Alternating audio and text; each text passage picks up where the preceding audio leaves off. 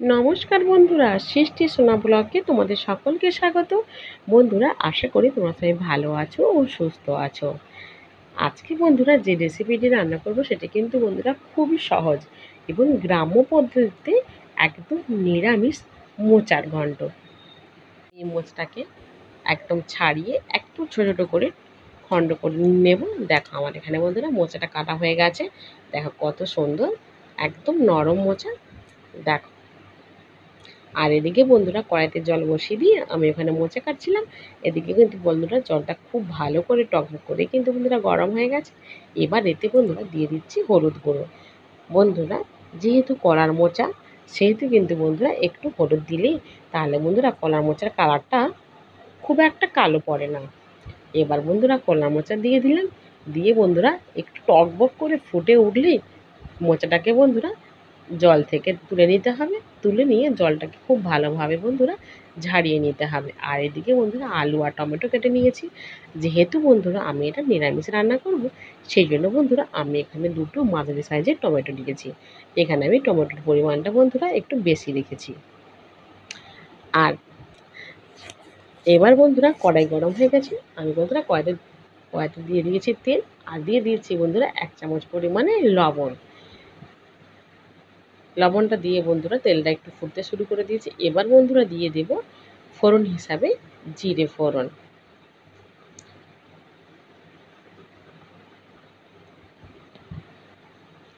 জিরেটা একটু হালকা বাদামি বর্ণের হয়ে এলেই আমি বন্ধুরা কেটে রাখা আলু দিয়ে দেবো বন্ধুরা। দেখো এবার হালকা বাদামি বর্ণের হয়ে গেছে। এবার বন্ধুরা কেটে রাখা আলুটা দিয়ে দিলাম।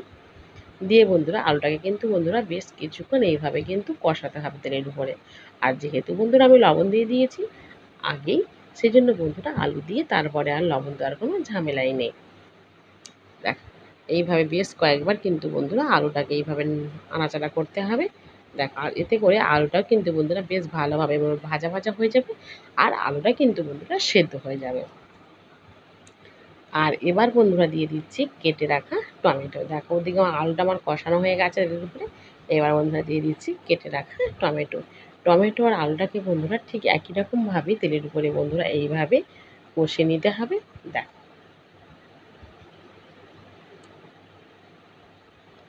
আস্তে আস্তে করে দেখো টমেটোটাও আমার কিন্তু বন্ধুরা জ্বলতে শুরু করে দিয়েছি। আর এখন কিন্তু বন্ধুরা টমেটোটা একটু সেদ্ধ হতেই সময় লাগে। সেজন্য কিন্তু বন্ধুরা এটাকে একটু সময় নিয়ে একটু রান্না করলে টমেটোটা খুব সুন্দরভাবে গলে যাবে। এবার বন্ধুরা দিয়ে দিয়েছি জিরে গুঁড়ো, ধনে গুঁড়ো, আর বন্ধুরা একদম সামান্য পরিমাণে আদা বাটা দিয়ে বন্ধুরা খুব ভালোভাবে আলু আর টমেটোর সঙ্গে বন্ধুরা এই মশলাগুলোকে খুব ভালোভাবে কিন্তু বন্ধুরা কষিয়ে নিতে হবে।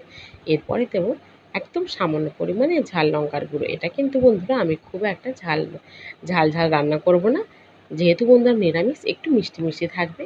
আর শেষে অবশ্যই ঘি দিয়ে দেবো। সেজন্য বন্ধুরা আমি এখানে একদম অল্প পরিমাণে বন্ধুরা লঙ্কার গুঁড়ো অ্যাড করলাম, ঝাল লঙ্কার গুঁড়ো দিয়ে বন্ধুরা বেশ কিছুক্ষণ এইভাবে আস্তে আস্তে করে বন্ধুরা কষিয়ে নিয়েছি।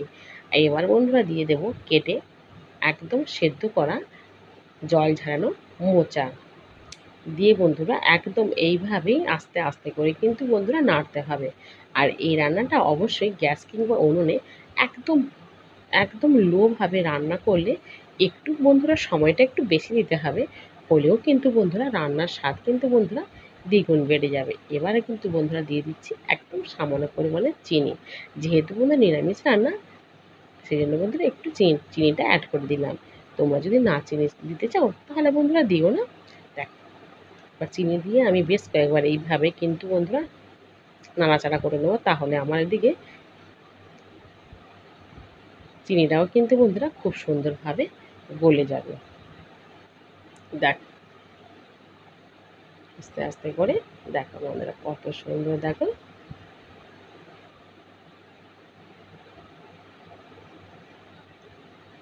আর এক্ষেত্রে বন্ধুরা যেহেতু আমি মোচাটাকে বন্ধুরা হলুদ দিয়ে সেদ্ধ করে দিয়ে দিয়েছি, সেজন্য বন্ধুরা তরকারিটা আমি খুব একটা বেশি হলুদ দিলাম না। দেখ,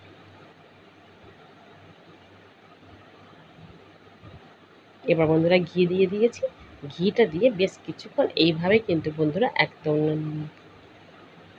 নাড়াচাড়া করলে পুরো তরকারিটা একটু ঘি ঘি মতন গন্ধ হয়ে যায়।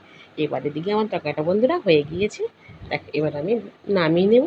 আর বন্ধুরা এই যে নিরামিষ রান্নাটা করলাম মোচার ঘন্ট, সেটা কিন্তু বন্ধুরা ভাত রুটি কিংবা মুড়ি সবার সঙ্গেই কিন্তু বন্ধুরা অনায়াসে খুব ভালোভাবেই কিন্তু বন্ধুরা খাওয়া যেতেই পারে।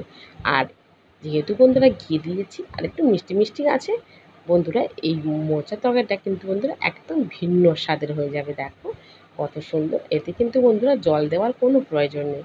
এইভাবে শুকনো শুকনো মোচার ঘন্ট রান্না করলে একদম এক থালা ভাত এক নিমিষেই শেষ হয়ে যাবে। দেখো কত সুন্দর, দেখো দেখো বন্ধুরা এবার আমি নামিয়ে নিলাম। অবশ্যই আজকে আমার এই মোচার ঘন্ট রেসিপিটি তোমাদের কাছে কেমন লেগেছে তোমরা কিন্তু বন্ধুরা অবশ্যই আমাকে কমেন্ট করে জানিও। আর ভালো লাগলে বন্ধুরা একটা লাইক করবে।